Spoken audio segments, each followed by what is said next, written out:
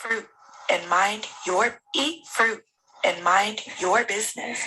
Hey guys, and welcome to another week of EFP. And what's up, family? How y'all doing? I'm your girl Kay.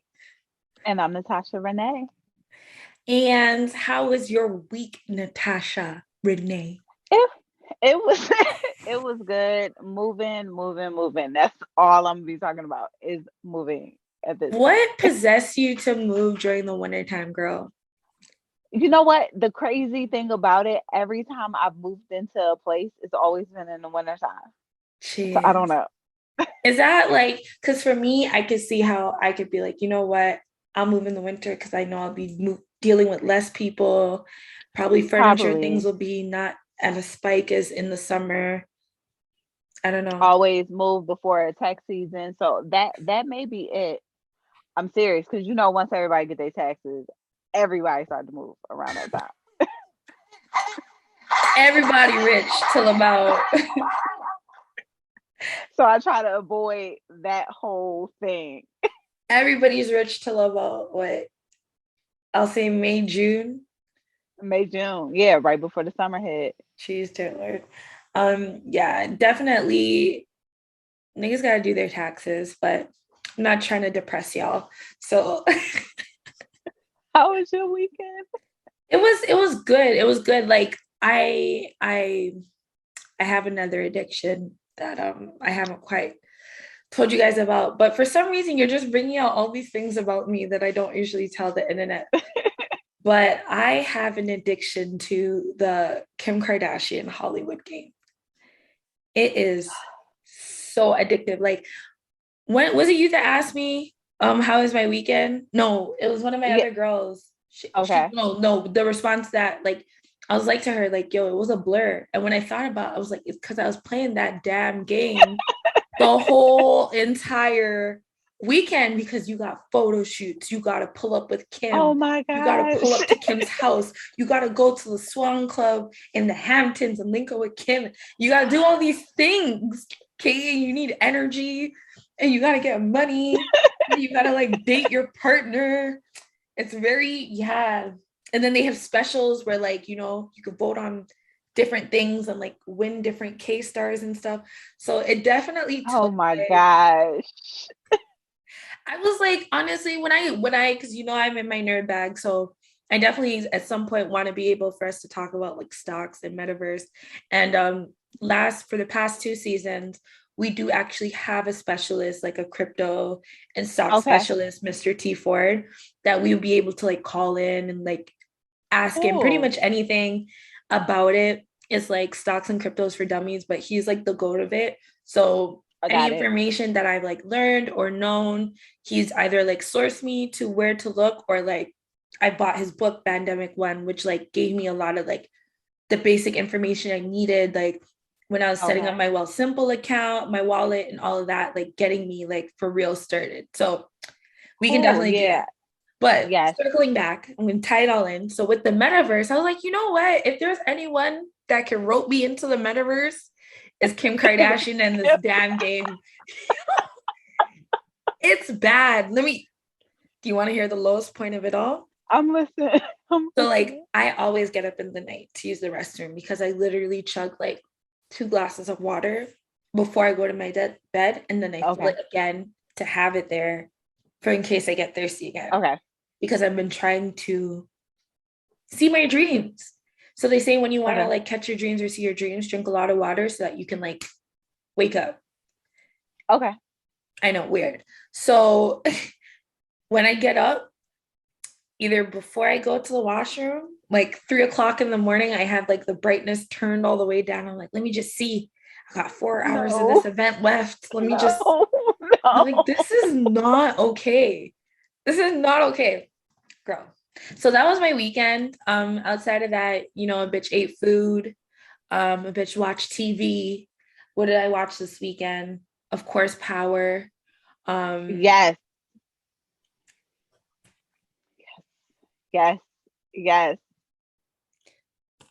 The way Monet gripped her daughter. The way Monet took a day, I was like triggered.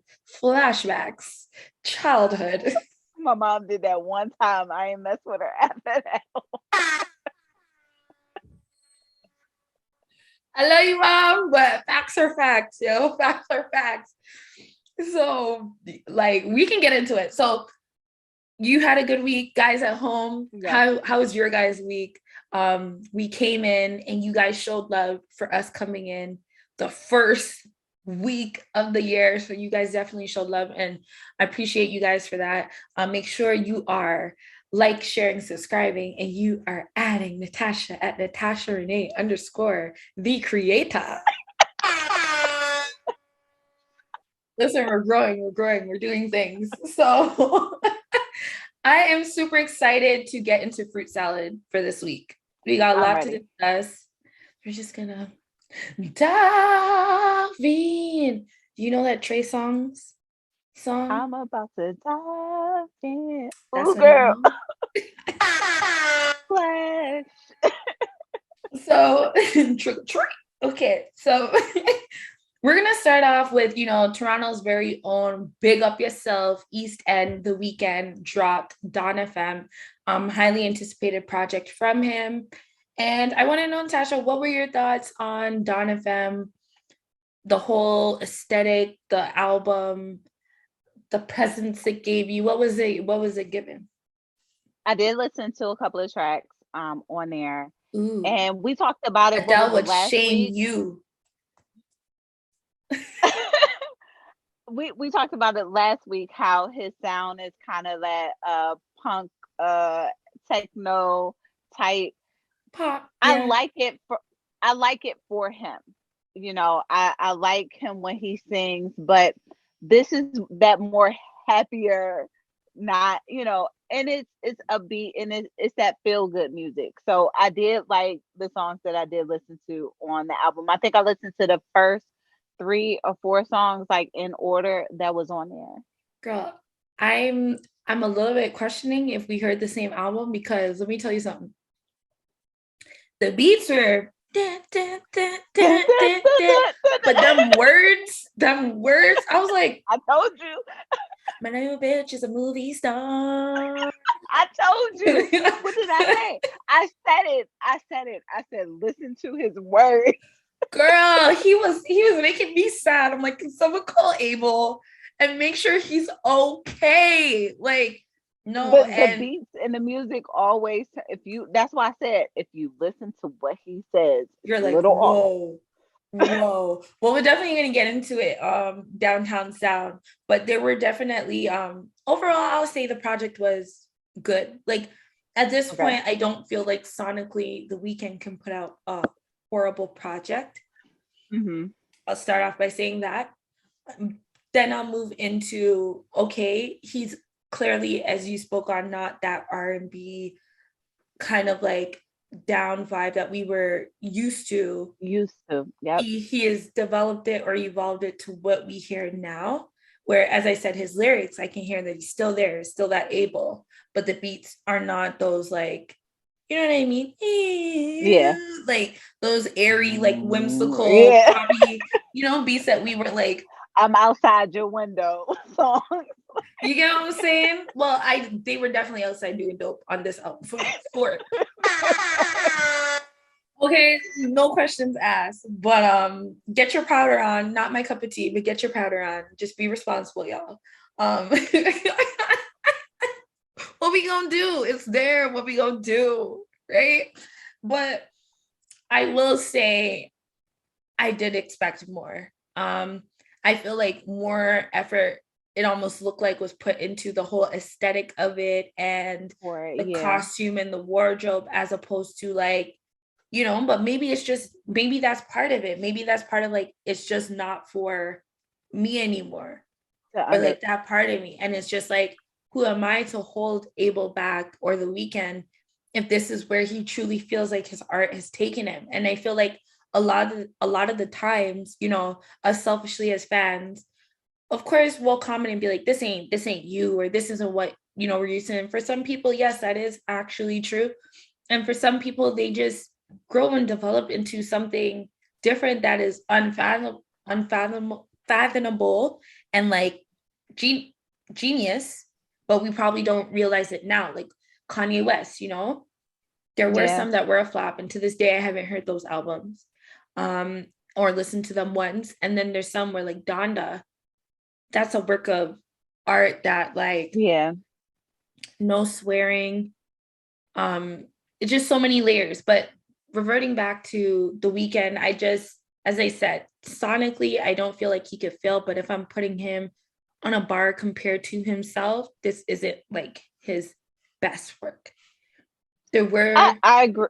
I do agree, and I know you said it as far as when artists evolve, and a lot of artists, I don't think that they're evolving. I think that they're showing us who they are. And I think I brought up Pink before. Yes. How when Pink came out, she was R&B, but that's not who Pink is.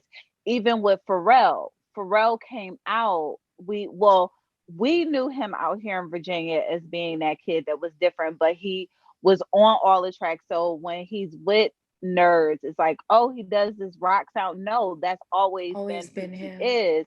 But once you get in the mainstream, it's like, okay, now I can do what I want to do. Now, since I have the following, since I have the listeners, now I can really be the artist that I want, because if it fails, oh well, as long as I know that I'm doing what I love to do.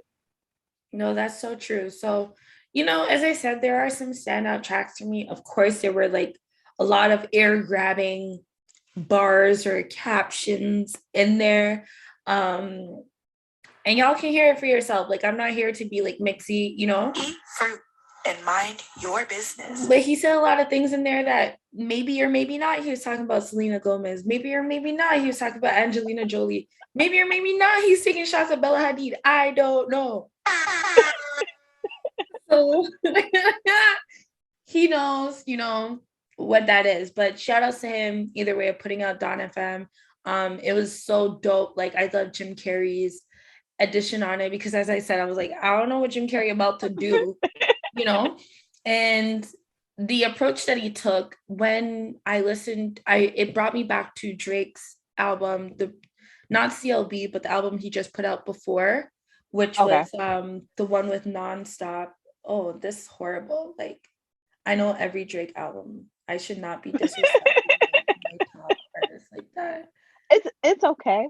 No, as a Scorpion, right? It's okay. So on Scorpion, like on side B near the end, where he kind of he paid homage to Quiet Storm and got actual like radio clips of that into like the ending parts of his project. So I feel like the Weeknd carried that vibe throughout with Jim Carrey's narration.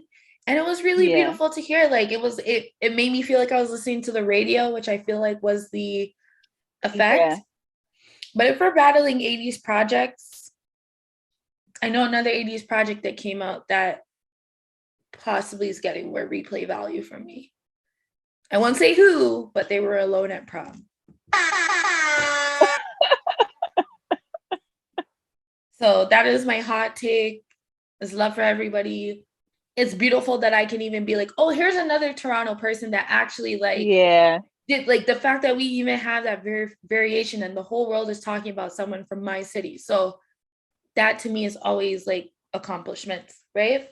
Was there any last things you want to say about the Weeknd project? No, and you're bringing it back in, so no, we can talk about it later on. Well, that's not P, according to Gunna. Yeah, Pushin P. I be listening to my little teeny bopper music, and Gunna DS4 dropped, and I am fucking with it. What I realized for me with Gunna, it's gonna be a vibe the first listen for me, but it doesn't really hit for me or me feeling like listening to Gunna until like the second or third listen. Okay. This one did a way better job where right away I was able to. I always like to pick out what I think the hits will be before I feel like the world, grasps on. So far I feel like it's following that trend, being like the Pushing P track. That's the one I listened to. Okay, yeah, that was the one I listened to. So how did you feel about the Gunna project? I did like that song. I guess I didn't know what I was expecting. You guys know I'm not like don't all the way to what people say. They don't know. But I had to like, kind of listen in the beginning. And as I was listening, I was like, okay, I like this. I can listen to this. This is definitely something I can put on my playlist. So no, I did like the song. I listened to it all the way through. So I did like the song. Yeah, like I was, gonna he's there. So he's always doing his thing. He's one of my like motivational like artists to listen to, makes me feel like I'm getting the work done. Of course, the Chloe Bailey, all of that stirring around the project. But I don't know, am I reaching by maybe saying, when we looked at how Beyonce rolled out with Jay-Z, because we're that old, right? Where like she was with Destiny's Child. I mean, tell me if I'm reaching. This is just a thought. No, I'm listening. She was departing from. We been knew this girl's about to leave. That we're just waiting for the day. You tell us the time and day, Beyonce, and we'll show up. Yeah. I remember that being the feeling. And then she dropped Dangerously, like In Love, her debut album, and already had Jigga on there. Yeah, Sean Paul, etc. But it already had Jigga on there. It had him, yeah. So and he also wrote songs on there, which like it had us being like, are they dating? Are they not? Da da da da. Of course, now it's a bit different, but I'm kind of like looking at Chloe Bailey, which not that her and her sister split. Of course, they're sisters and they're branching out. What they said they would have done with Destiny's Child. Everybody do their own thing and come back. And I feel like we see Chloe doing that. And the male that she is now not attached to herself to, but, is making, there's some things hanging out there. You know what I mean? I don't see her at the side of a game with every like artist she's collaborated with, and now I'm seeing that with Gunna, and then Gunna's like, he is one of the leading people of that next generation that I feel are going to be carrying hip hop 5-6 years from now. When we think about who's going to be, a part of that next generation, Lil Baby, things of that nature, Lil Durk. So am I reaching with that thought to say maybe? No, because I kind of felt like that whole Beyonce type separation vibe, even with, I can't even remember what video it was. It just reminded me of a whole Beyonce video. Anyway, that's why I was like, are we like taking steps and literally walking right behind Beyonce? But I really felt like that. And I don't either, because, even with the On the Run tour, they opened up for Beyonce, because that was the first time I heard them because I was like, who are these two? Like, who are they? Like, I'm like, good job, girls. Great job. And now to see them, it's like, wow, because literally nobody was really paying attention to them. And then they're on Grownish, and that's one of my favorites. Love Grownish. Is Grownish. So, I mean, seeing them evolve, and now seeing Chloe evolve into her own woman, I respect her highly, but I do get that whole I'm taking and walking behind the shoes of Beyonce just a little bit on there. And more of like literally, and as someone that's lived through that time, it's obviously not the same, but I'm feeling a lot of the similarities, but I don't mind it. It's not in a bad way. And she comes from her. So clearly she got the cosign. Beyonce gonna make sure she's good. Yes. So I'm, if they're dating, they're not dating, whatever, girl, have your fun. I love this crew of like younger Black girls that are coming up as the new like Black elite things. You got the Ryan Destiny, you got Chloe Bailey, you got Normani. It's like a crew of them kind of shaping out. So Lori Harvey. So I really do love to see that. Love to see the girls coming together. And, if it is one that you're with, and this is what the play we're about to see executed, like, if it is what I'm far reaching and guessing what's happening in front of me, like, it will be fucking amazing. And if this You and Me track isn't like a huge hint towards that, like, it reminded me of like, even up to now, I still watch that stuff on YouTube. Like, you're watching Jigga perform and you're like, oh my God, is she gonna come out? Like, is she gonna come out? So it feels good to have something. Vice versa, when she was, at her concert, you waiting for Jigga to come out. Like, where is he? Where is he? The minute you hear Crazy in Love, you're like, yo, is he gonna, like, I vividly remember him tapping her on her bum at that '03 BET Awards and screaming at the TV, like, he touched her. I knew they were dating. I knew it. So, like, it's really hard on these young artists to find a way to still have a surprising element, to still have some sort of like definitely secrecy or whatever. So I really love seeing how, you know, they're doing their thing, and I'm just here to support it and talk about it and eat fruit, mind my business as much as possible, and and just see how it turns out. Don't listen to what people say. They don't know about you and me. Taking heard about my past. When I heard Chloe talking about what she harmonized, all I know is she harmonized the word fucking, and I was like, I'm right.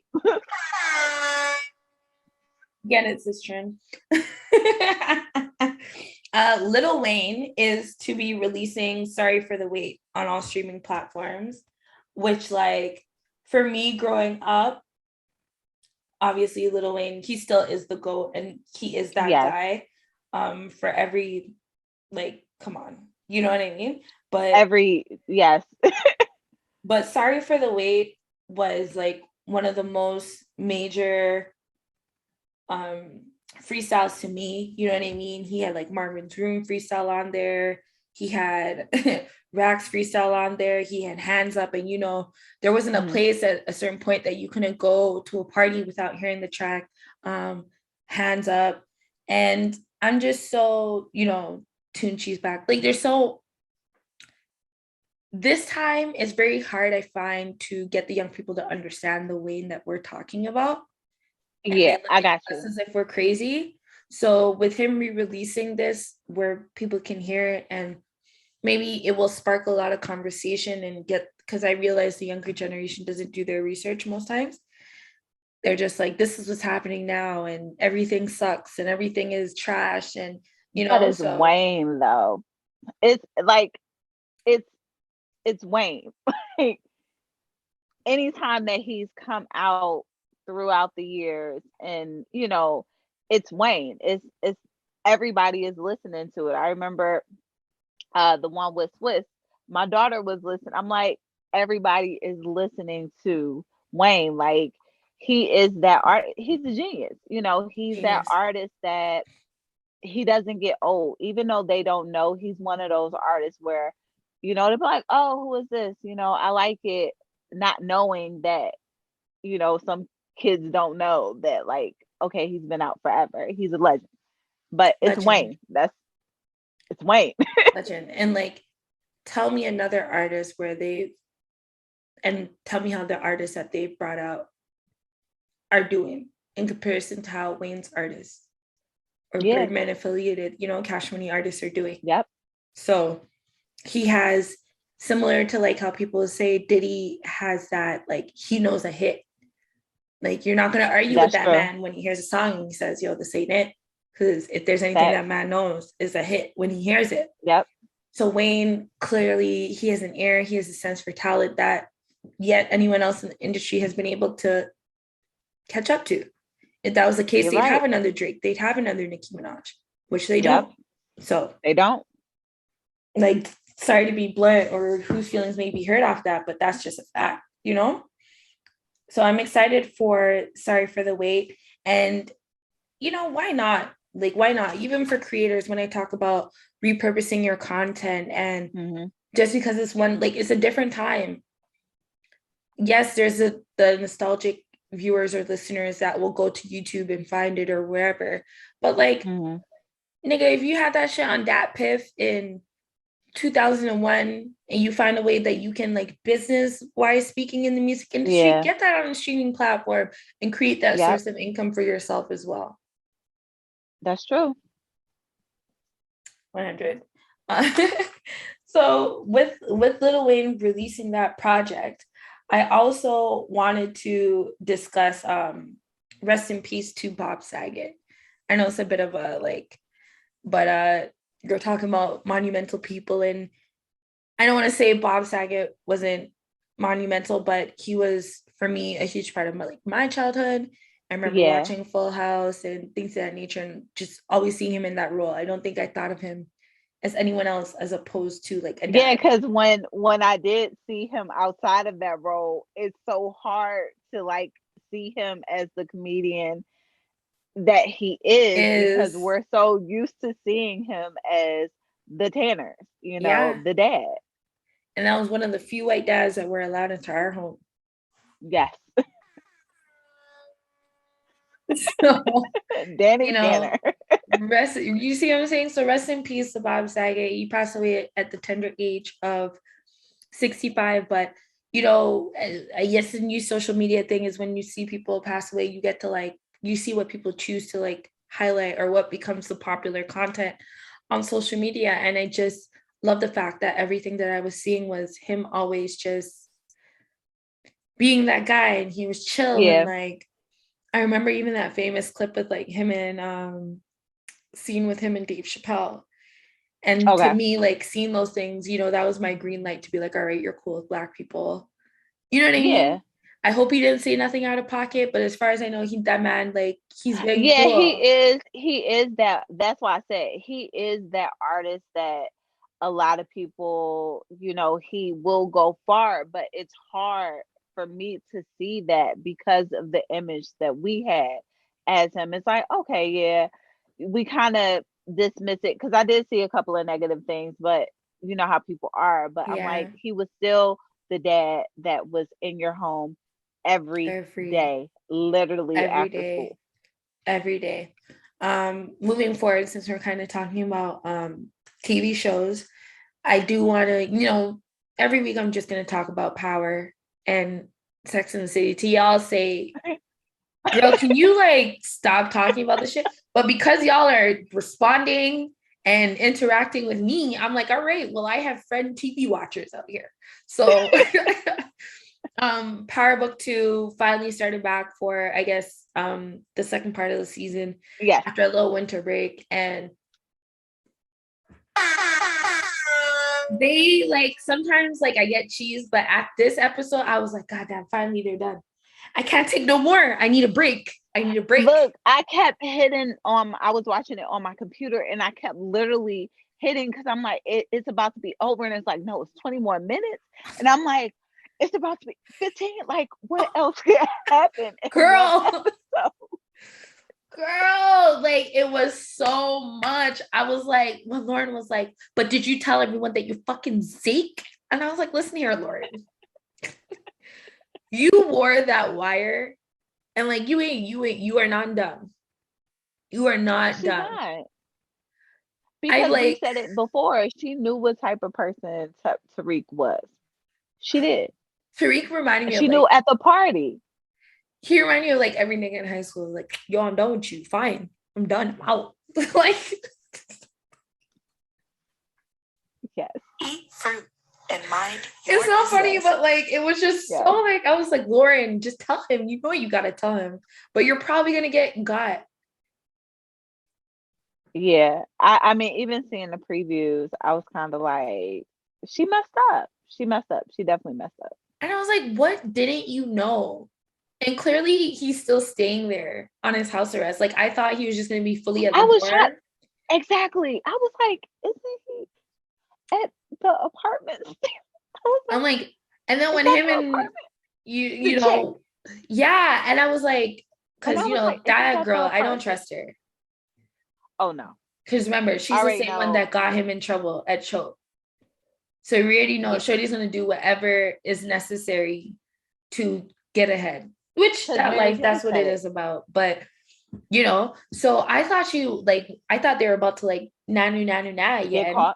And then Lauren was going to walk in and be like, who this girl in my house? Look, I kept doing the 15 speed because I was like, and then when it switched over, I was like, oh, tag. I thought she was pop up. Right. No, they did such a great job with the writing this episode. Poor Monet.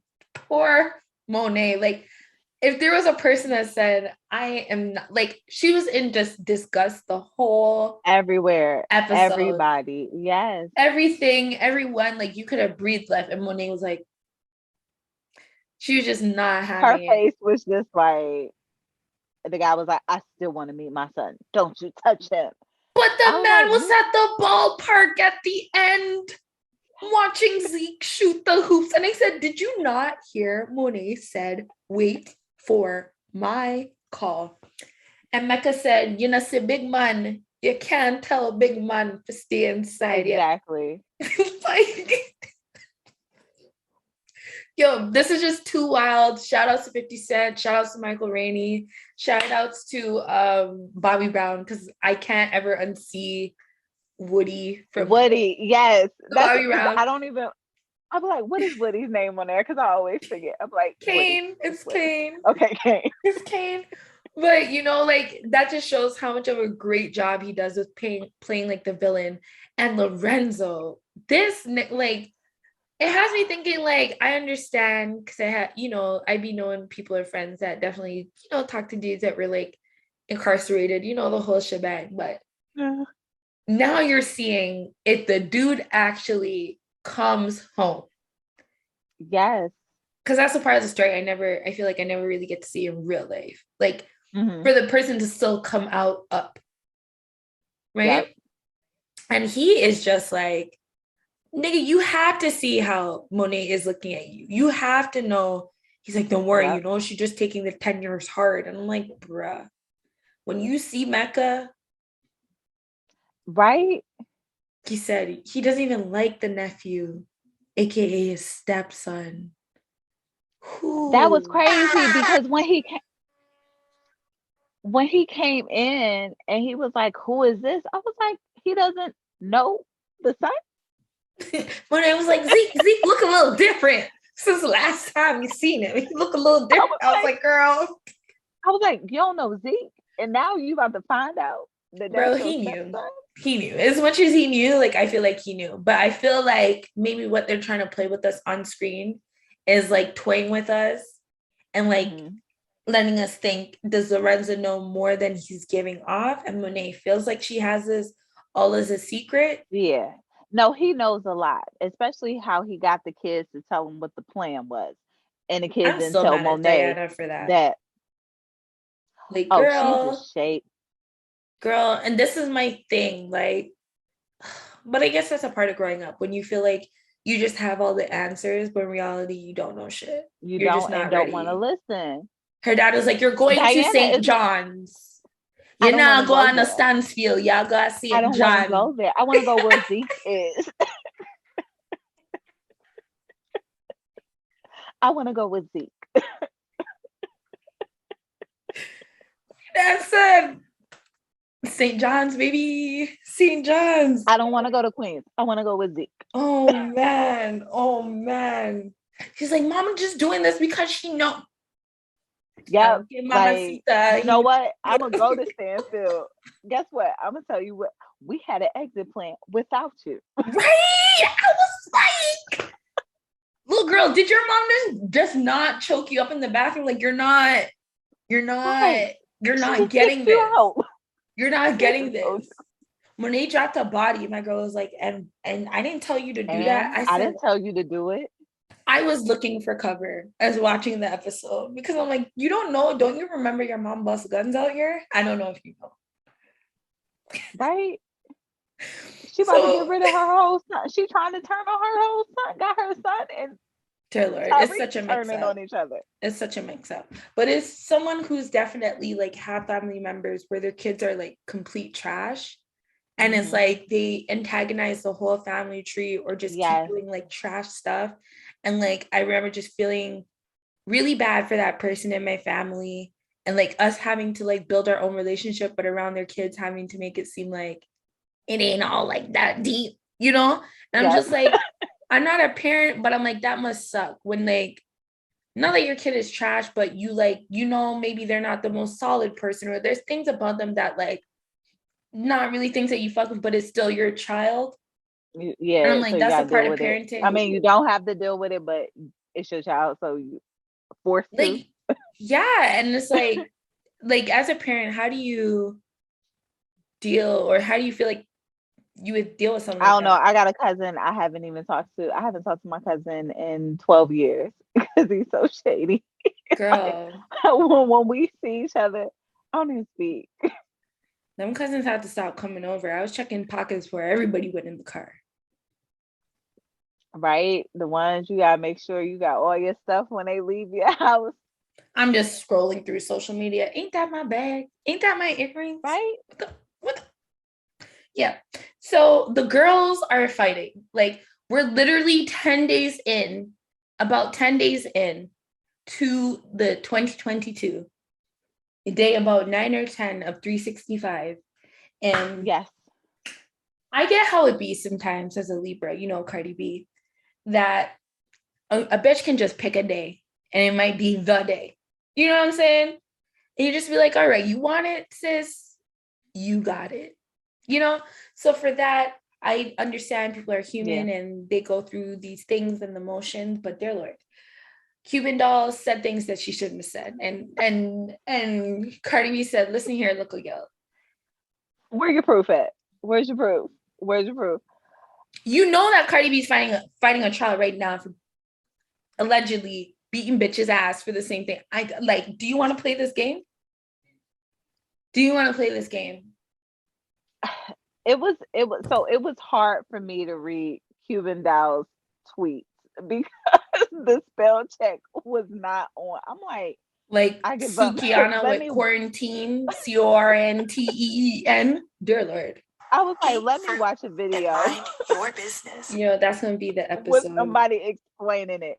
The name of this episode, Cornteen. Listen. Let me tell you something, Cuban Doll. Because the last I seen a Cuban Doll, every time she's popping up in a new relationship. There was a Toronto rapper, he's currently incarcerated. His name is Top 5. She was seen to be like rumored and like fucking around with him too, you know? Okay. Then another guy, which like, girl, is your property at the end of the day. But here's the thing: every time I hear your name, it's nothing to do with your mix, your music. Cardi B's a platinum diamond selling artist. So once again, you've yet to have one record.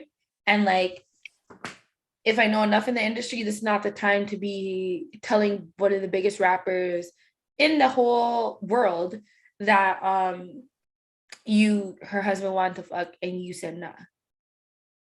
And that's even Cardi B said it, like, you need this platform right now, not me. Like, you need this. And poor like, where's the receipt? Poor Cepheus is just somewhere playing the fucking PS5. Like, I can't even.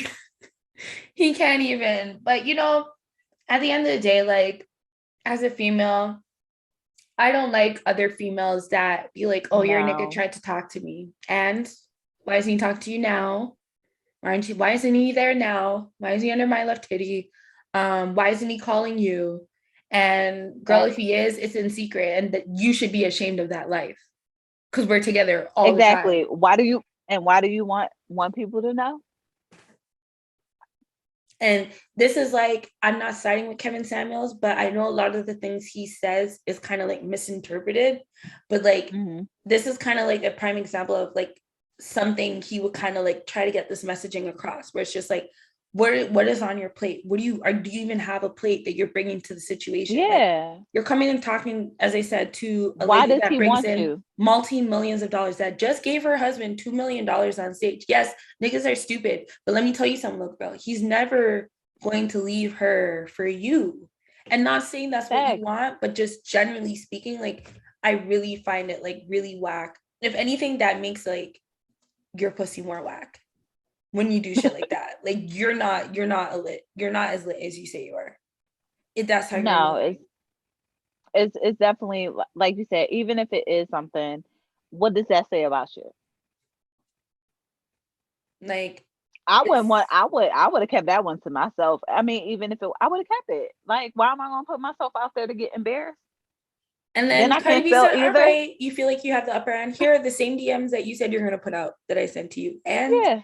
So, you know, I'm a bit disappointed that Cardi B, you know, went in for it. But at the same time, like, we're all human, and she noticed what she did herself. She later on went to delete the tweets and, you know, moving forward in her life, because I'm sure they have some stupid deals that are about to be announced this year. And like, they have 2 beautiful children. They're raising a blended family together. And you already know my stance on when people actually have kids together. I don't like to play that Hollywood celebrity game. So, little girl, know that Cardi B was a gangster in real life. I think your best friend was too. And just like move accordingly, like focus on your music. It's a new year. And I know sometimes it's hard out there, especially like LA and Miami and those places, to really block out the noise and stay focused towards your goals. But girl, you need to be nowhere but in the studio and at home. Facts. Now, Kanye West, let's start with the music. Kanye West did share that there is, or did hint at, a Yeezy Gap Balenciaga drop coming.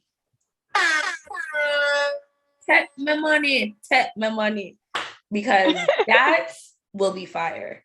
Yes.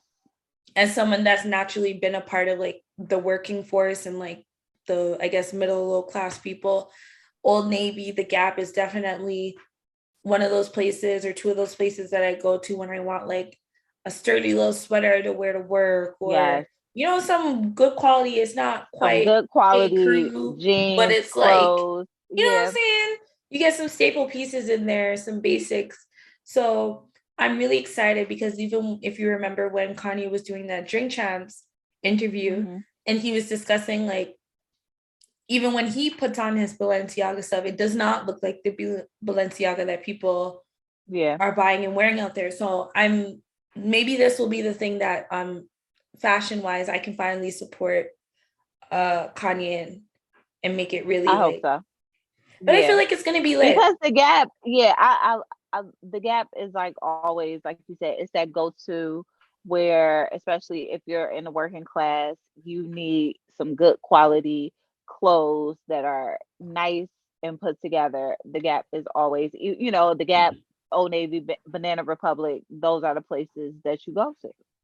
1000%. So I mean, I think it's going to be a good look. The Gap will never let anything go wrong on their end. So I feel like they did fuck up at some point, but I can't really remember now.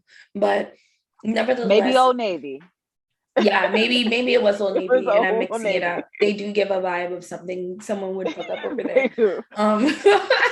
But you know, I'm really excited. As I said, like at the end of the day, this is a Black billionaire that like came from nothing, and now he's like possibly going to be taking over. You know, rest in peace, Virgil. Possibly taking over there at Louis, which was a dream job. Yeah, and like he has his own company, Yeezy, that he's built. Like, as someone that's trying to build a brand and building a brand, like I have huge respect for those things, that where you go now, people say Yeezy and they know what that means. Yep. Like, yep. You know what I mean? That's facts.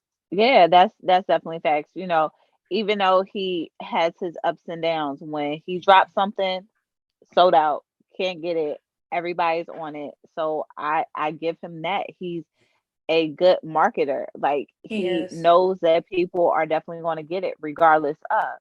He is because of his name. He is. So Julia Fox and Kanye West, I think they've officially like made it so that they're dating, but I don't know, according to Kim's publicist, he's doing it to get it under her skin. I don't know. What do you think?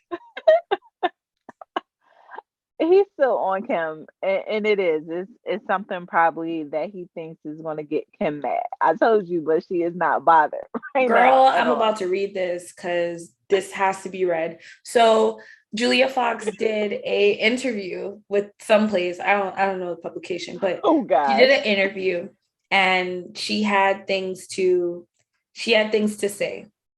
Okay. I'm ready. And it was also attached with like a 3-4 photo dump. Okay. I met Ye in Miami on New Year's Eve, and it was an instant connection. His energy is so fun to be around. He had me and my friends laughing, dancing, and smiling all night. Am I getting my Valley Girl on? Yes, all the way. We decided to keep the energy going, fly back to New York City to see Slave play.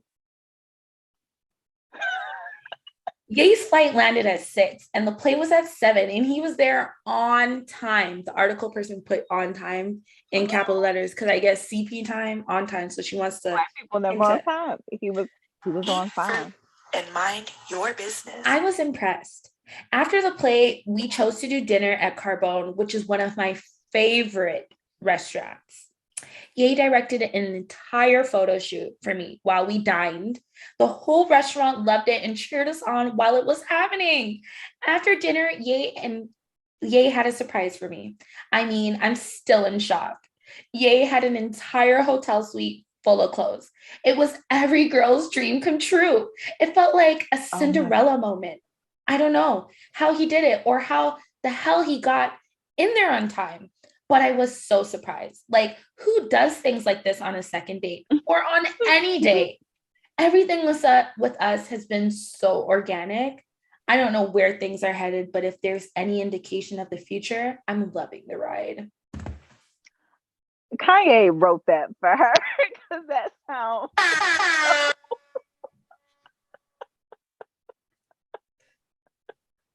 That was already written up. Like, just read it. That's all I need you to do is read it. Girl, like, sorry for the silence, guys. Y'all that are not watching on YouTube are like, but it's just like that sounds so written out. Like that was one of those interviews where I'll type it up for you and send it to you, not like a face to face. That was so fake. A Cinderella movie, really? Girl, it was that perfect. That I just thought of Save the Last Dance, which is one of my favorite movies of all time. It has nothing to do with nothing, but like when they were in the club and Nikki was like, watch me squash this. I'm gonna go squash this bitch. Like, I feel like Kim is like, oh, you feel like you can have another white girl in the news being popular? You think this shit's cute? All right. You think this is cute? All right.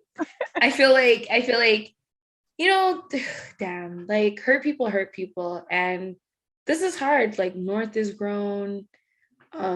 People are around, but it's just like at the same time too, we don't know in doubt. You said Kim is done. You said Kim is done. I don't know, that written testimonial. Ooh, the way my skin would be bubbling, like, so if that was his goal, like, I don't know, maybe it worked, maybe it didn't. I'm still, the way it sounded, it would have just irritated me because it sounds so like the way you read it was like somebody wrote a story. It was like I would have just been irritated, like, really, this is what we're doing. So even if it's true, if he did all this stuff, you're still thinking like, you just met this chick and this is what you're doing? Like, for what? So what's worse, this or the hickey on the neck? I feel like who's playing fair? Are they playing fair? I don't know. I'm just putting the questions and the thoughts out there. I mean, I feel like this because for all that, all he did, I mean, I would expect that she went home with him. I'm just saying. That was a whole Cinderella move. And I just also feel like, sis, like, you're definitely more up than me. And like, you know, let me not say that. But I just feel like when you talk to a certain type of guy, that's not like the end of the world. If anything, that's like the standard. Not saying you gotta shut down the restaurant every time and like whatever, but like certain things are like, girl, you're kind of like overdoing it. Yeah, that's why I'm like, was it really that? Because like, it's just too much. Slave play, really, really. Really? He was on time and took you to the slave play? Really? Like, I gotta test her first to see if she's ready for this life. Listen here, Julia Fox. Girl, I don't know. But like I said, Kanye's been outside with the outsiders. I don't know. I just get the feeling like he doesn't really want to be here doing this. So no, he doesn't. He's just doing it just to do it. whatever he's doing, I hope it works out for whatever he's trying to work towards, which I hope is his family. Speaking of family, dear Lord, I don't want to really talk about this, but we are in a podcast, and it's our responsibility to discuss things in a way that, I really feel like can add some sustainability and the whole mantra of the show, even though the news sometimes may be a bit triggering or negative, still we're trying to find ways to speak through it. And it's not easy. It's really not easy. I'm nervous and anxious every time, especially before I put it out. I'm like, is this the one where I'm about to go and see niggas say, cancel that girl, like cancel her before she, like, but Jim Jones was asked on Angela Yee's podcast, about the ways that he has learned sex and like things surrounded by sex and kissing and things like that. And, he had shared on there that, his mother helped him to learn how to tongue kiss. And when asked or probed again about it, he was like, no, like she, okay. So it's giving Precious. It's giving Antoine Fisher. But I choose to be like, at the end of the day, there's something in me similar to Chris Brown. There's always a love for Jim Jones in my heart. Yes.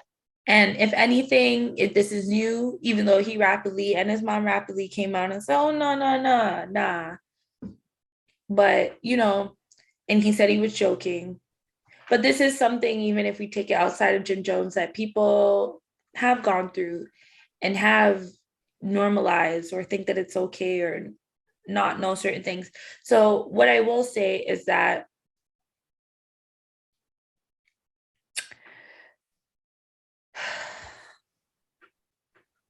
Natasha, do you want to say something? I mean, I don't think it was a joke, because even when he was like, he tried to give the excuse that she was 17. He was like, she was a kid, like raising a kid. He did say that. So it's no excuse. And it's sad because this does go on. Parents have done, like, this isn't the first time that you may hear of a parent doing this. The serial killer, not to bring up that the black guy that was a serial killer, if you watch his documentary on I think it was shows, one of the prime shows, he basically said like his mom like prepped him to, like, so that's why he had this dislike for women, because of his mother.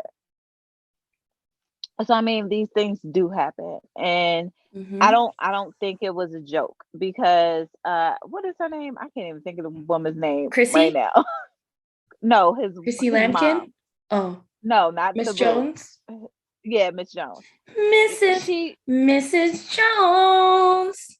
She comes off very different, weird.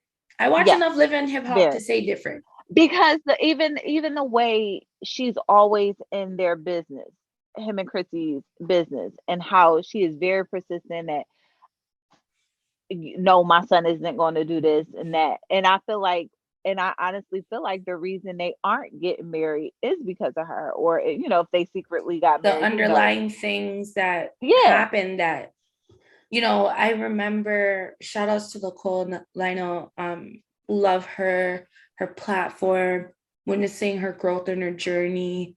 Most recent news with, she's just like one of these like female influencers that I definitely like to follow and gain inspiration from. And, she's just consistent. And I appreciate that for someone that, has unofficial mentors that don't know they're my mentors, right? And I remember in her book, which I still want to buy, but she also did an interview discussing like, things like that happened to her a lot when she was younger. And it led to her becoming an over-sexual and really like touchy-feely person at a certain juncture in her life. And now realizing it was because of those Exactly. behaviors or things that was normalized. So it'd be like, you know, for example, it'd be like, oh, the uncle that was touching you. And then now you get to a point where you're like, hey, tickling him in front of everyone. He's like, oh, no, I'm not here. And it's just like, these things happen more than people want to speak about, but we definitely know goes on in the Black community. Yes. So watching this, Nancy, that's her name, Nancy. Yeah. Not saying that she did, not saying, but it does happen. That's what I'm saying. It does happen. Yeah. So like, you know, it's easy to poke fun and like, of course, it's shocking factor and all that. Clearly, he didn't see anything wrong with it, even when he was explaining it. Right? Yeah, no, and I listened, and he, like I said, he was like, what? She was 17. She was a kid raising a kid, not knowing that you could have triggered somebody listening to that interview. Because even when I listened to that bit, it was kind of like, what? Like, even the ladies in the room was kind of like, do you understand what you're like saying right now, type of thing? And that's when he was like, she was a kid. Yeah, she was 17. She was a young mom. Yeah, you know, like we all, you know, unfortunately, in episodes years back, you guys can always go back. I've definitely been transparent about, you know, things of that nature, you know, that has been unfortunately some of my experiences. So I definitely suggest therapy. I definitely suggest, I'm sad that it had to come out that way, but I'm happy you talked about it because it once again sparked the conversation like we are having here today. And to letting people know that that's not okay, and knowing that you don't have to live like that, and understanding that, yeah, there's different types of love and families out there, but certain stuff, you know, you're not going to be stuck in that forever. Yeah. And you can get help. Yeah. You know. So I definitely want to switch up the flow a little bit. And, you know, I'm a bit a whole lot of a nerd. So podcasting is life for me. Constantly not only working on my podcast, studying other podcasts, listen to other, like I've submerged it. It's part of my life. Two forefront people in that space, not the only, but two very forefront people that I will say is Joe Rogan, Joe Budden. And I know I didn't fully like explain things to you when I just had like Joe Rogan versus Joe Budden.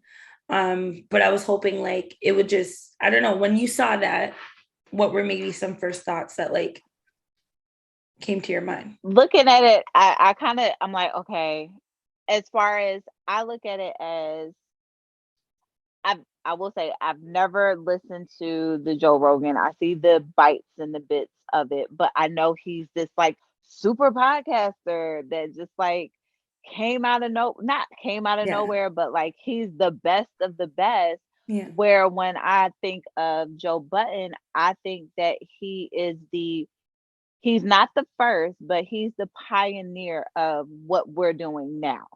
And he's the one who kind of set the steps for us to say, this is what podcasting, because people have been doing podcasting. But when Joe Budden's show came out, more people started to listen to podcasting. Oh, yeah. So that's what I looked at it as, the two pioneers, but you have the one that is more mainstream, but the one that has been pushing to literally push to get to where he is, versus, okay, I'm Joe Rogan. I have the best podcast there is. Everybody wants to be on my show. Yeah. So I definitely feel like a lot of what us content creators, Black content creators will talk about, or the oversight that may happen to us a lot.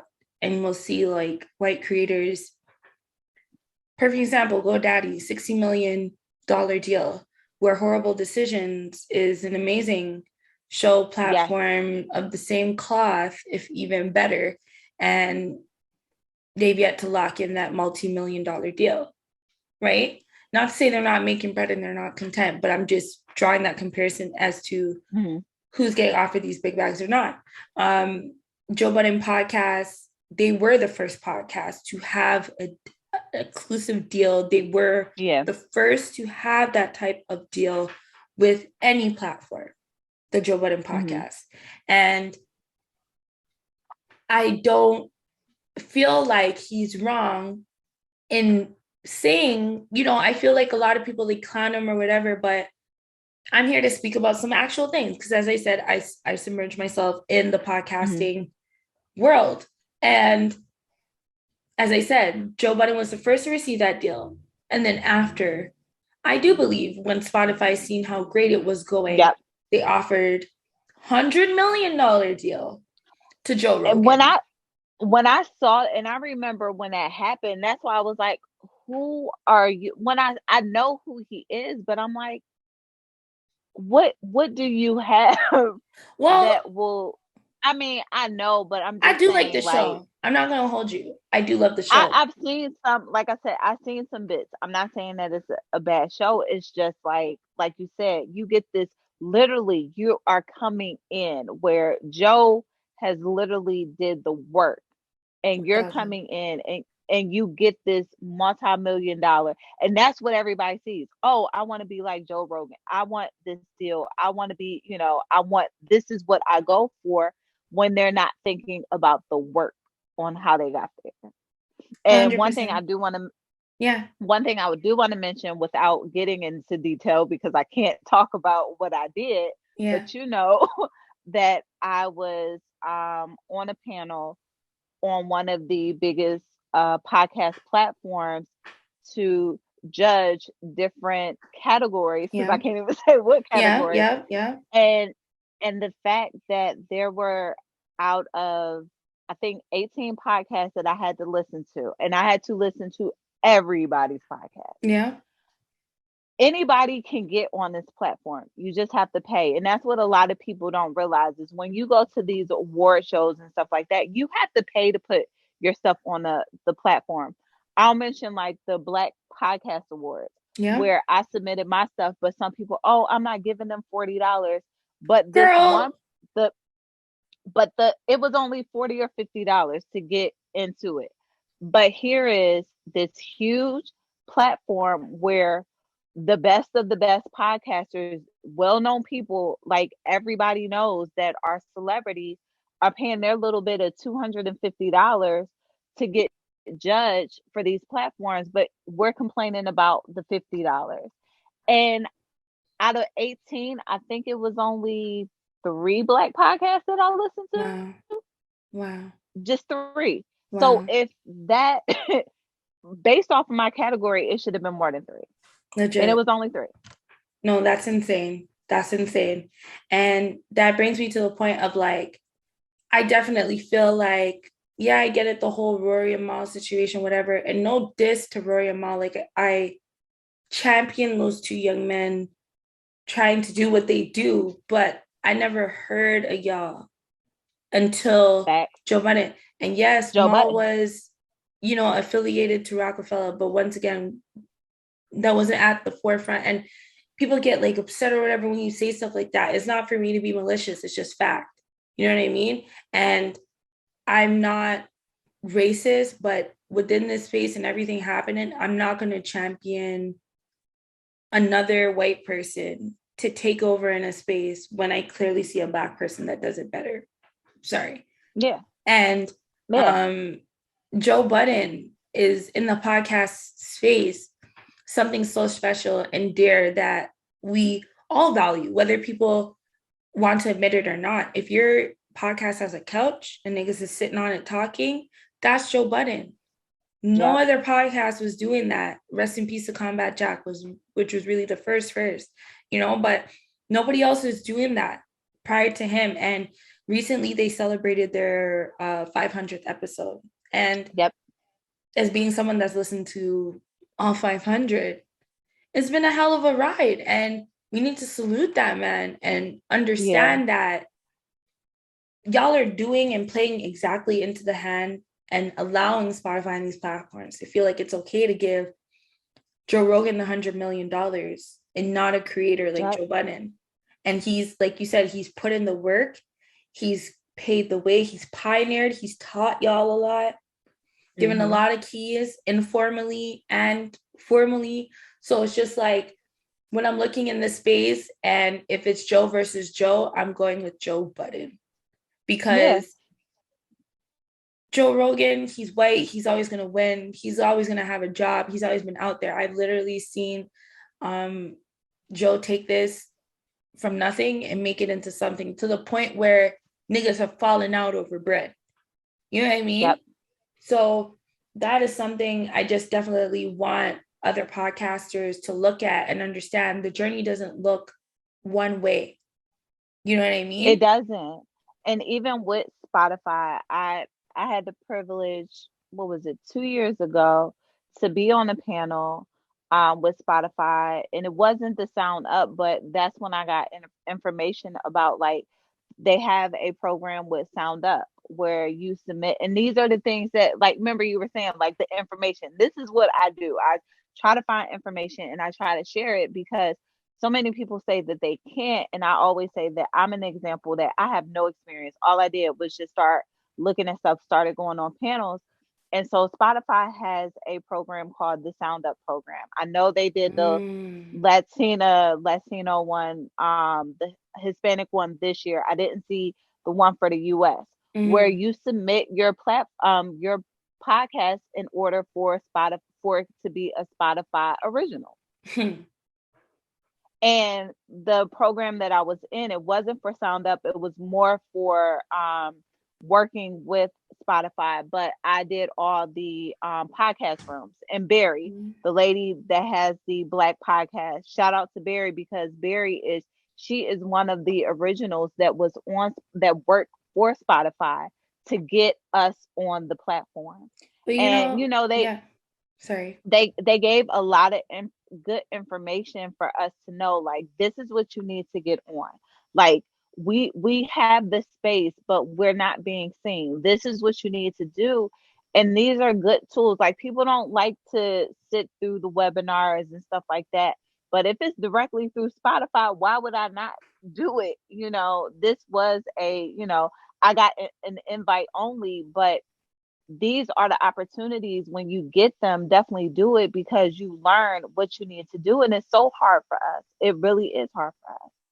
Well, I do agree and disagree with that, because Joe will tell it, you know what I mean? He ain't signed another deal with Spotify like that. Yeah. And I understand. Well, I mean, as much as the information that was given publicly, why, And that's the only podcast, especially from Black creators, that I heard giving y'all real information that y'all would have to go find. He was the only one saying first and last names of niggas you would actually need to know and research. And if you're listening, you're hearing what he's telling you, so you can understand what you need to do and what you need to demand out here, and stop asking. You know what I mean? As I said, I'm 100% independent on all my shit, all my IP. You know what I mean? And somebody else said that too. Don't sign it over. Make sure you keep all your stuff. But as simple as that sounds, a lot of people don't think about that, or they don't think about, the percentages of IP or all those different types of things that in the long run. And it's just, as I said, it is definitely a Joe Budden thing for me. If it's, Joe versus Joe. And I know it was a bit of a catchy title, but I just really want to have that transparent conversation. Salute to you guys once again, celebrating 500 episodes, because that's not easy. You know what I mean? I look at Horrible Decisions, another Black-owned podcast that I truly love, and I don't know how much longer it's gonna last, because these girls, they say they agree to not like each other but still work together. But I'm sensing that now as a listener, and as someone that has gone through different co-hosts, and people didn't give me the heat and attention like they did, of course, Joe Budden, because he's more popular. But as someone that has gone through those things and hearing and seeing what people do, like, y'all need to shut the fuck up. Y'all don't know. Y'all don't know what to do. We both of us have gone through it. Period. You know what I'm saying? It's not easy. It's it not. Definitely isn't. It's not what people think. So when I hear niggas say, yo, they're celebrating 500 episodes. Yeah. And as a Black creator, I will forever salute that. Yep. Because a lot of people, they can't make it to the year. They can't make it to the 6 months. They can't make it to the 2 weeks consecutive. I mean, what I had to take a huge 6-month break because of the fact that the issues with, now even nothing bad with my co-host, but because one dropped off. But if you ask Joe or you ask me, there are no breaks. Yeah. Caught in his life. No, I get what you're saying, but just to show like the hunger. And I was still on, and that was the thing. I was still doing other, I still stayed relevant. I was still, podcasting. I was still doing my lives on my other shows. But as far as my direct show, I had to pull back and kind of revamp to say, what does this look like? Because the way I had it, it's not going to work like that. So I need to redo it so nothing like that will happen again. 1000%. And I feel like as Black podcasters, we definitely need to be having more of these conversations out loud. Yep. And I feel like stop beating up Joe Budden, because a lot of stuff that even people witness with Rory and Mal, and yeah, it's popular to side with them, and Joe's not a perfect person, he took drugs, all that stuff. But as I said, and as well, being on the ownership side of podcasting, yep, and bringing people in and finding people that are dedicated as much as you are, things like that, I have a respect for what that man has done. Yep. That's why. So I will say that. Jack, we'll talk about that next week, because I didn't get to finish the Jack interview. Did you? Okay. Did you? No. Okay. No, I didn't finish it. So yeah, Jack did Nardwuar, but love me some Nardwuar. He is a GOAT in that. So definitely want to give you guys justice on that interview. Dream Doll was also on Angela Yee's Lip Service, and she was discussing, butt reduction that she went through, and the experience of like just the traumatic things that went along with it for her. And it's just a female that I've been transparent in, having surgery and the real things that I feel like sometimes maybe the doctor doesn't tell everyone right away or is really that realistic. I felt the importance to bring up this conversation because I am seeing that being more of a trend where the girls are taking it out now versus putting it in. I noticed that too, that a lot of people are reducing now and removing things now, and I noticed that. I've never been big with that whole image, but to each his own. Whatever you want to do is what you want to do. But long term now, like, people are removing and even listening to her whole, like, what she was going through. I'm like, that's a lot. That is a whole lot.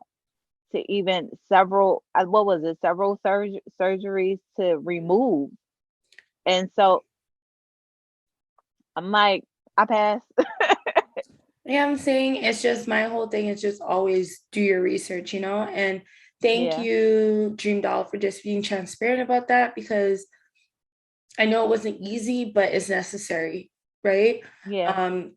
Especially when I feel like at a time where not a lot of the females are really strong-minded, I feel, or thinking for themselves as much as they advocate to be. But I feel like a lot of y'all aren't even seeing how your decisions are really influenced by what's happening. It's not really of your own, So with that being said, I never gonna tell nobody, yo, don't get your body done.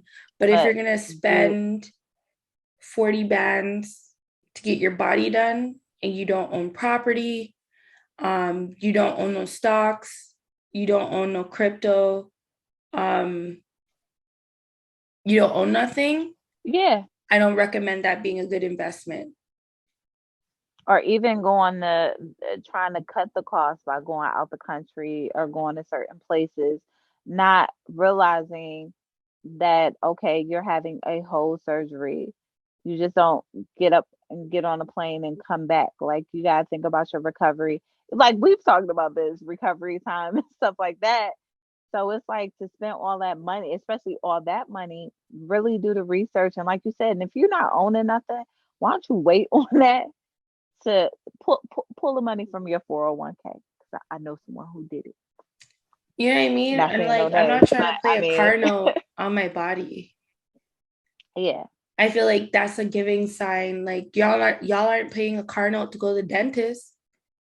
Yeah. Or you're going to the dentist getting veneers and not just brushing your teeth every day, flossing, and like, you know what I mean? So and it's then, just, and then they don't even realize, like, especially example, I know someone took out their 401k, got 35,000 to get the whole mommy makeover and to get the lipo and stuff like that, not realizing, oh, you gotta lose the weight. Like if you want that hour shape, you gotta lose the weight, because when they do the lipo, it's not gonna look different. Because the only thing that looked different was she was just flat. She was still the same. Because when she's like, 100%.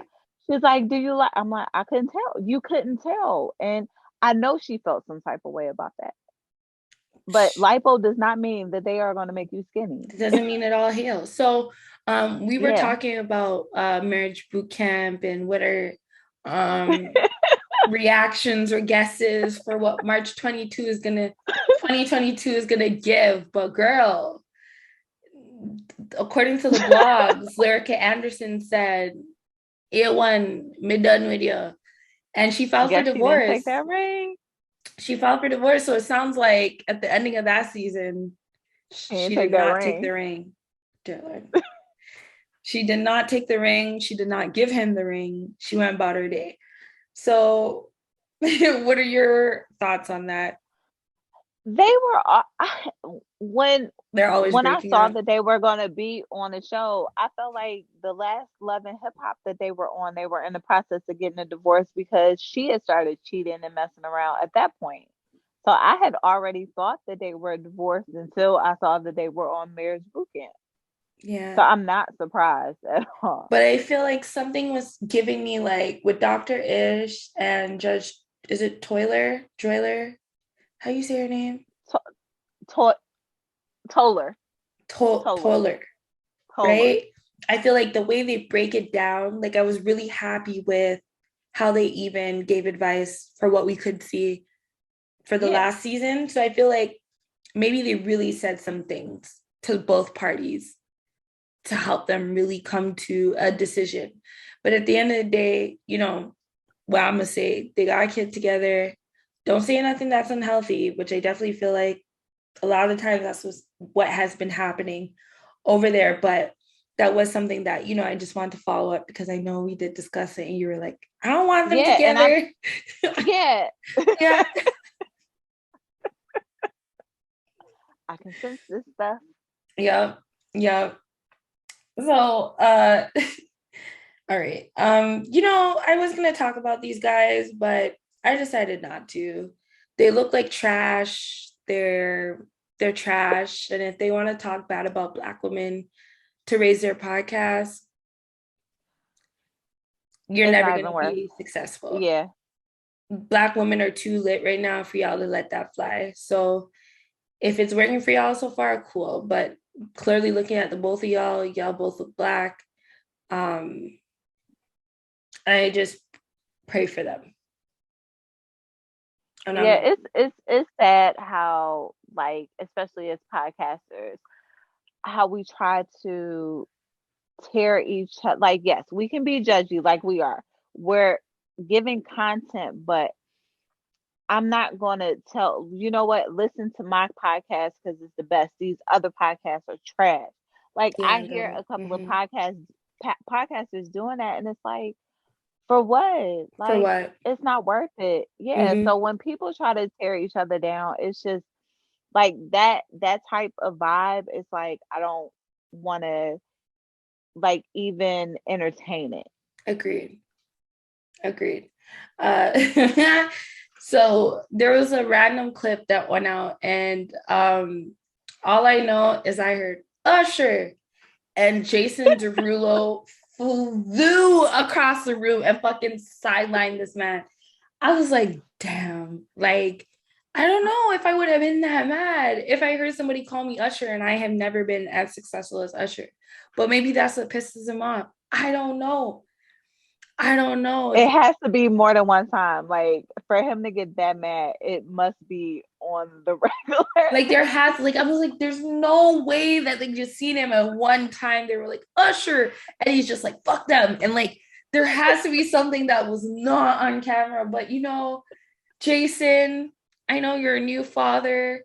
And I don't even know why you was outside. But, geez, I hope it all works out, I hope so too. But I did thoroughly. That was a little comedy for me this week because I was like, oh my gosh, not Jason Derulo with the hand. I know, right? Of all people. So moving forward, we're already kind of discussing, but there's another female rapper that I kind of just wanted to do a quick conversation about. Her name's Chromazz. Have you heard of Chromazz? I looked at a video. Which video? She was on top of a car. Oh, okay. I thought you were going to say the porn video. So it's better than the video I thought you found. I mean, it looked like it. I'm so happy you said that because that's what I felt that I was watching. Is this a porn? Oh, man. Okay, so she was in the shower with the girls and that's what I'm like. So the best. Okay, so now I feel better. Yeah, no, like the best I can sum her up to you because I know that she is from Toronto, based from Toronto. Okay. And now moving out into the world, but she was a female or is a female. That's kind of what it's about. Rapper that was growing, Chromazz, in the industry, and she was receiving a lot of hate, backsplash. She known to, date this guy, known to be talking about tricking guys. The typical shebang these days. But I was one of the people that I was like, I like her. Like, I know she came off thoughty and slutty and look at my tits, but like, I don't know, there was something about it. Like, I was like, get it, girl. You see if you got it, And then I was like, yo, I asked somebody, I was like, yo, like, because media person, I'm always journalistically following people and just, I'm rooting for sis. Like, as I said, females in the game, you're doing music, whatever, especially if you're from my city, like, I'm repping and rooting for y'all. So I asked, like, yo, anybody heard, like, what's happening with Chromazz? What's going on with her? Like, she's been real quiet. Is she releasing new music? Like, what's happening to her? I know she went to LA.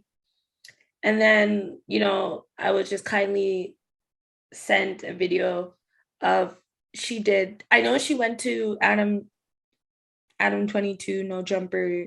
She did his podcast, but I didn't know she actually did a porn with No Jumper 22.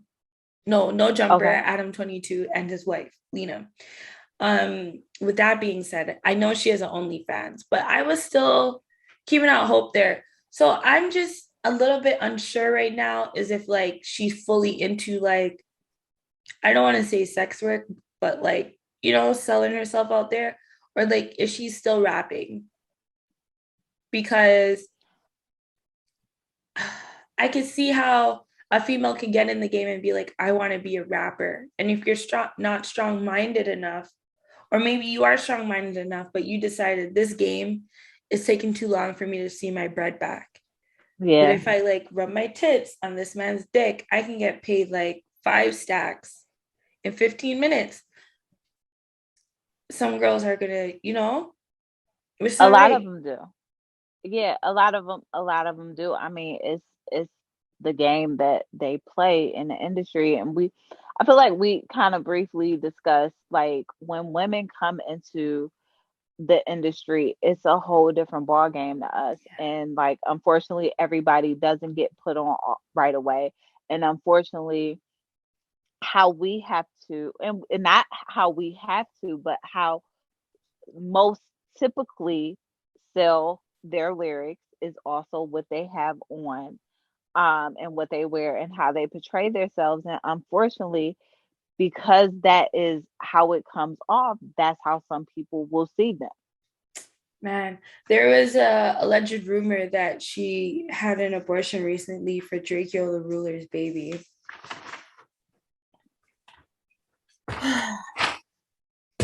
Cash Doll and Tracy T welcome their new baby. Shout outs to Cash Doll. You know, I was a little bit upset at first. I was like, girl, we didn't discuss this. Like, nobody told you we're allowed to like take a break. I need music. I need to all the things, but I'm loving motherhood on Cash Doll. I feel like there's some women like, I can't wait to see the person that they give birth to and be able to show all that love that, you know, even though they had such a tough exterior, it was like always there. So I haven't seen no thing come up in the news talk about Tracy T just messaged me while Cash Doll was in the hospital. It wasn't none of that. Thank you, Lord. Thank you, Lord, because I'm tired of the girls going through this stress. So yes, unnecessary stress. So yeah. So congratulations, Cash Doll and Tracy T on your beautiful baby, their first child together, Cashton. Love it. She, on the day when she went home, they surprised her with like a whole balloon setup and everything for her and baby Cashton, and she was like just bawling, and I couldn't see her, but I could hear like her little like chubby pregnancy face just like crying, and she's like, oh my God. So, you know, especially after the episode we just had, I felt like that was a great way to just... great way. Love, babies, yes, new life, new everything, new year. There was one of my favorite Jamaican clips, you know, brand new car, brand new furniture, we need justice. Yeah, shout out to all my Jamaicans. Y'all know about that clip. But yeah, I would say that's it for fruit salad this week. We gave a lot of fruit salad. Dear Lord, yes. I am full. I will not partake anymore. Was there any last things you want to say before we closed out? No, I think this was a great episode. Very great episode. I really enjoyed it. Great laughs. Good episode. Natasha's learning to deal with my silly and ridiculousness. I love it.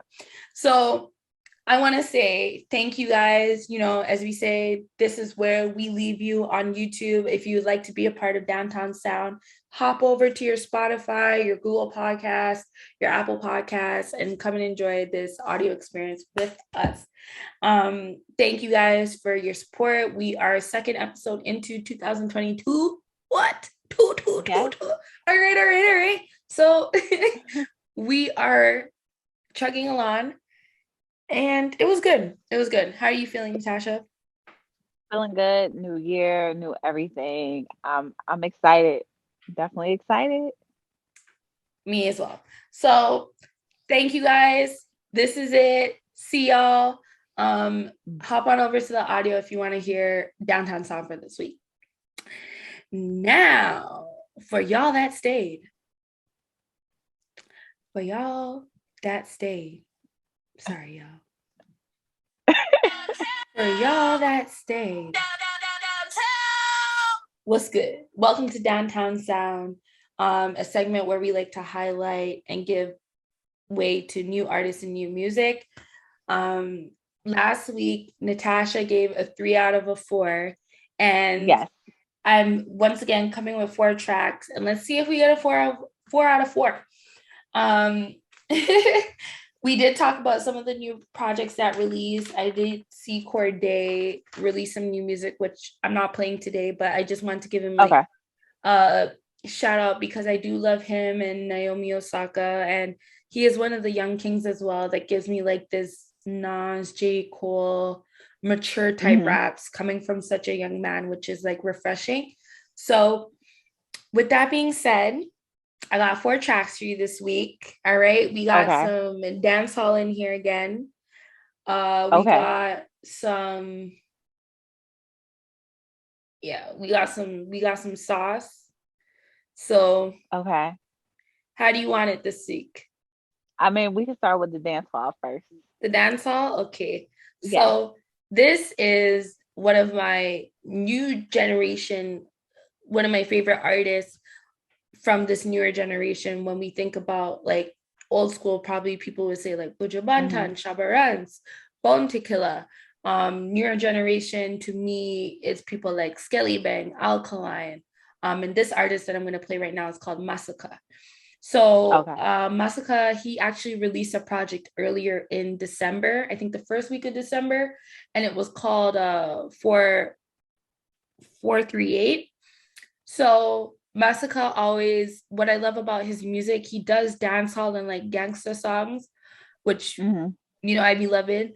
But I love the way he like puts it together. Like one of my favorite songs from him is called They Don't Know. You probably heard it at a party before, just didn't know who it was.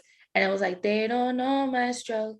They don't know my, like, he always just has like this positive messaging, or like, yo, we're going to make it through. But it's like his cadence and just, you know. So this track that I'm going to play right now is by Masicka. It's called Pain. Okay. And let's see what it's giving.